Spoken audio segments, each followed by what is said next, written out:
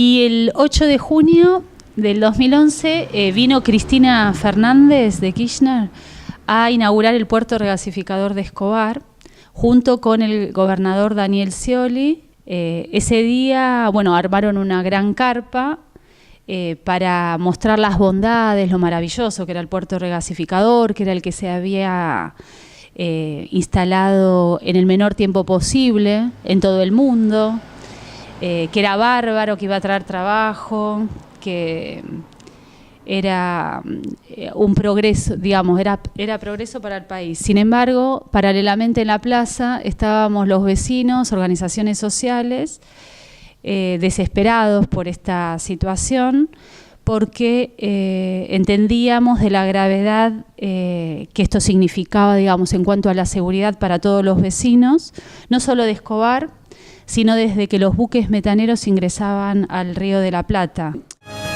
En los últimos años, el aumento de consumo de energía provocó que durante los picos estacionales de verano y de invierno haya graves dificultades en el suministro de luz en algunos casos y de gas en otros casos. Y esta crisis se debe puntualmente a años de desinversión y a la falta de políticas estratégicas. Estamos con Sergio Olguezábal para hablar de una obra que pretende ser una solución, pero que ya es polémica.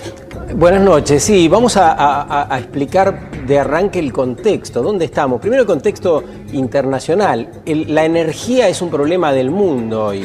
Cuando algunos pensaban que la energía nuclear quizá podría atender esta demanda del mundo, pasa lo de Japón y la energía nuclear prácticamente ya forma parte de la desinversión en algunos países. Está pensando en otras energías limpias. En la Argentina, concretamente, en los últimos 10 años, el consumo de energía aumentó el 40%. ¿Con qué atenderla si antes pasó lo que vamos a ver ahora?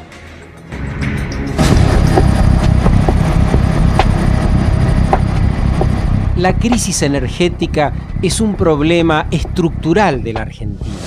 Si estamos pagando 20 años de desinversión.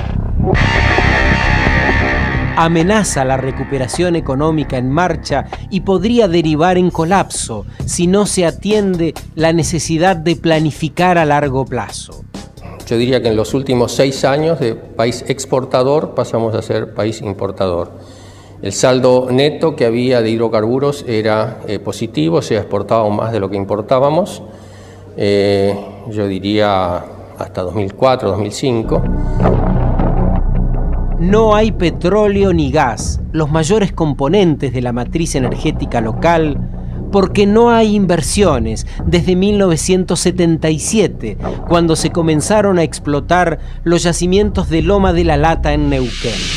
La Argentina vivió 20 años la etapa de la energía barata, abundante y exportada, y entra ahora en un ciclo largo de energía cara, importada y escasa. ¿No hay porque se acabó o no hay porque no se explora? No hay porque no se han hecho las inversiones suficientes. No creo que la Argentina haya llegado a un pico geológico de explotación de petróleo, de explotación de gas.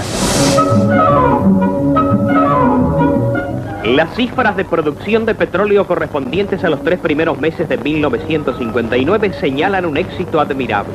Sin incluir el petróleo extraído por las empresas contratistas, lo obtenido por YPF alcanzó de enero a marzo a 1.528.256 metros cúbicos y se superó en 379.599 metros cúbicos la cantidad extraída en igual periodo de 1958, lo que representa un aumento del 33%.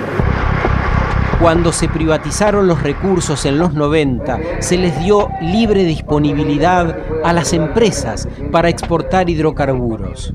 El sector privado explotó de manera descontrolada los recursos ya existentes.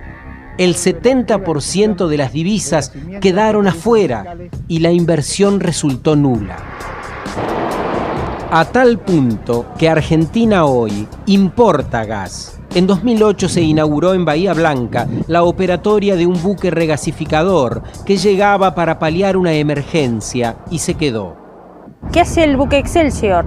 Es un buque metanero que lo que hace es transformar el gas líquido que viene de otro buque, ¿sí?, que compra el Estado Nacional, lo transforma al estado gaseoso y lo inyecta al gasoducto principal que va a parte de la República Argentina. Primero fueron 6 cargas, al año siguiente 11 y en 2010 20. El gas que consumimos en Argentina viene de Trinidad y Tobago, Egipto y Qatar. Desde 1911 hasta la finalización de la década del año 2000, nunca cayó la producción de petróleo. Cada década se producía mucho más que la anterior. Esta primera década del siglo es la primera década en la historia argentina de petróleo de más de 100 años en que cae la producción.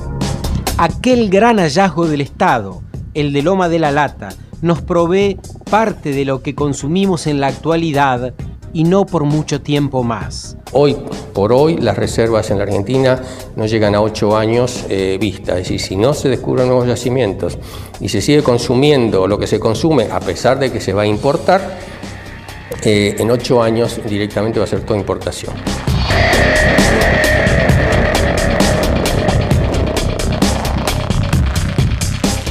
Este tipo de buques, de instalaciones y operatorias, que a nivel internacional se la conoce como ship to ship y en idioma español buque a buque, están reguladas para alta mar. ¿Sí? Es decir, que han sido prescriptas la normativa mismo que las regula como normativa offshore, que en idioma español significa alta mar o mar adentro, por la peligrosidad que representan, ¿sí? Entonces, está realizándose en el corazón, digamos, de la Argentina, porque es una zona densamente poblada, es la más densamente poblada del país. No significa no solo poner en riesgo a la población, sino estamos hablando de qué número, ¿no? De millones de argentinos. No solo, que tampoco se justifica ni por una persona, pero el tema es que estamos hablando de una cantidad enorme, ¿no? De población que estaría afectada a estos riesgos. Para dimensionarlo, podemos ver que las grandes petroleras como British Petroleum a Escobar no quieren ingresar, no les importa perder. Y así, bueno, esto lo manifiestan los entendedores del tema, como los exsecretarios de Energía, y también a nivel internacional no pueden creer que esto esté sucediendo, porque es el único puerto, digamos, en estas condiciones en todo el mundo, que se esté operando algo que fue legislado y regulado para alta mar, que ni en alta mar lo quieren hacer las grandes petroleras, por lo peligroso, que esté pasando como está pasando en Escobar, que en realidad no hay oportunidad para que si pasa algo se pueda alcanzar mar adentro en poco tiempo, porque solo navegar hasta la desembocadura del Río de la Plata le lleva más de un día. Aranguren, que es un sincericida muchas veces, llegó a decir, dice, no es que no podemos comprar, no damos más en las 2 plantas regasificadoras que tenemos. ¿Sí? Y yo escuché no hay más eso, gas. Pero aparte dijo que no dan abasto con regasificar más. ¿Cuántas plantas hay de regasificación? Hay una acá en Campana y hay otra en Bahía Blanca. En Bahía Blanca, que ya son barcos. O sea, aclaremos lo siguiente, nosotros no tenemos plantas regasificadoras en el continente, son barcos que vienen con gas, se quedan, que son una verdadera bomba si estalla, desaparece Bahía Blanca o Campana si estallan. Ya hace muchos años que vienen esos barcos, se quedan varados ahí y de ahí se manda el gas al sistema de distribución. Más o menos, en cuánto te consume Argentina un barco? Y un barco debe estar entre 30, depende del consumo, la época, entre 30 y 60 días. ¿Un barco? Sí. Consumís un barco. Los barcos van y vienen.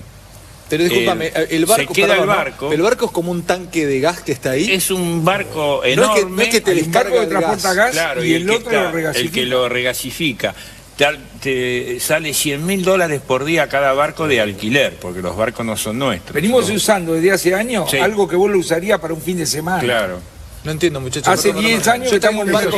¿Quién me lo trae el barco? Matamarra. Se lo dejó el kirchnerismo eso. Efectivamente. Para que entienda tu tía, eso se lo dejó el kirchnerismo. Cuando yo te dije a vos que se comieron todos los chocolates del kiosco, son kiosqueros que se comieron toda la mercadería. Pero muchacho, para. Llega el barco, entra al barco, o sea, si yo estoy pescando bogas en Zárate, pasa el barco con el gas que viene de Qatar, ponele. Y descarga el gas líquido en ese barco que está ahí como una fábrica regasificadora. Y se va al barco que me descargó. Se transforma en gaseoso y va a la red. Y me cobran $100.000 por día de alquiler de barco. Solo de alquiler, aparte el valor del gas, que sale el doble de lo que sale el boliviano. Aparte la marra. Sí, claro. Entra a la mitad del barco que va a Campana porque es muy pesado, y no hay profundidad. O sea, encima gastamos un montón de guita por un barco que va a la mitad de volumen. Una locura. Por un problema técnico en su caldera tuvieron que dejar de quemar metano, que es lo que hacen normalmente, y pasaron a quemar fuel oil, con lo cual producieron humo a través de la chimenea de la caldera. Eso fue advertido por uno de nuestros inspectores y a su vez se verificó con las cámaras que tenemos de monitoreo.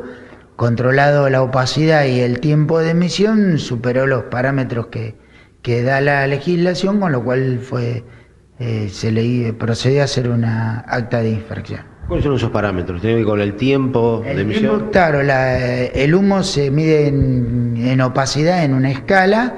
En este caso era el 60%, de acuerdo a esta escala de Ringelmann que se conoce.